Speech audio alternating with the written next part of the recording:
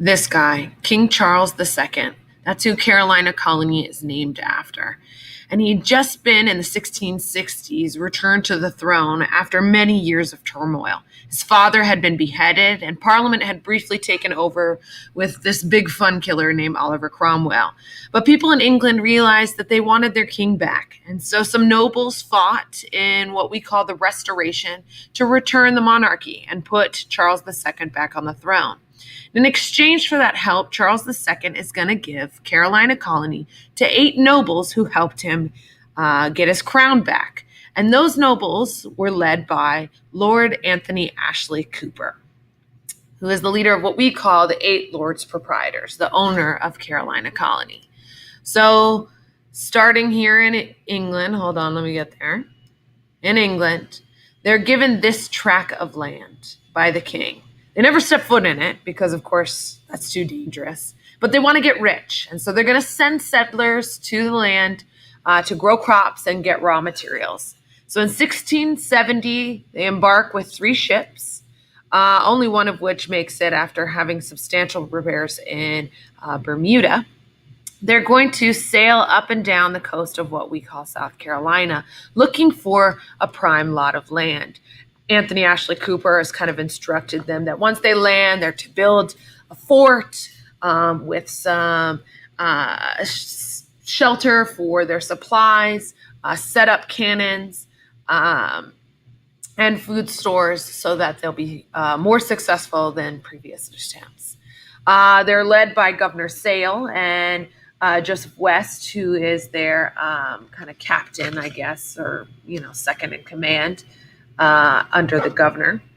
And they land kind of north of Charleston and meet with a Native American tribe. They have them on board. They wine and dine them and ask them kind of what's the best land. And even though where they were was kind of the best land, the Native American tribe tricked them into going into what the Native Americans called Kiowa, which we call Charleston, not Kiowa Island.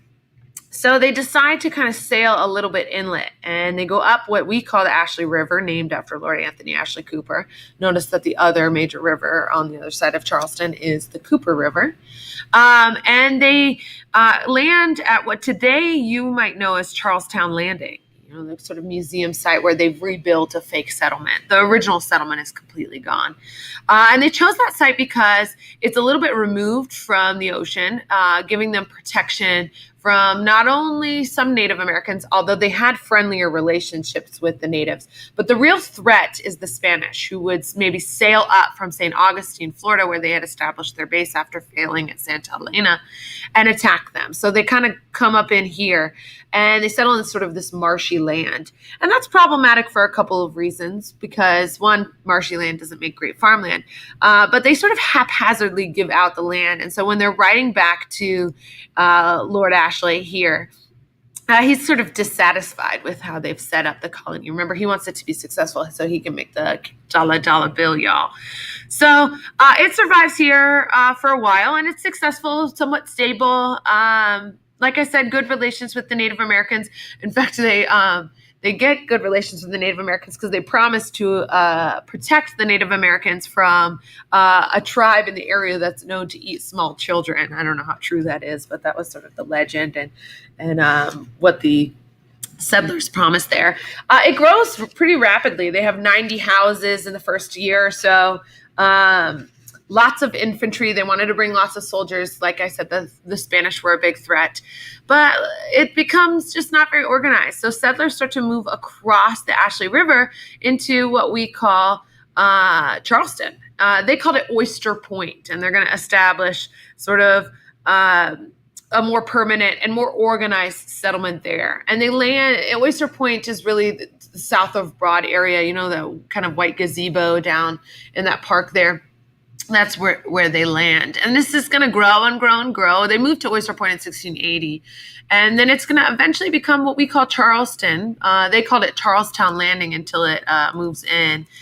So this is what it's going to be as. You can see Broad there, and it becomes sort of a big port town, to make the 8 Lord Proprietors rich. So our fourth and final settlement attempt is started in 1670 by the English, which is why you and I speak English.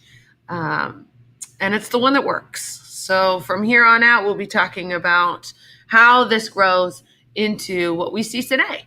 And that's all.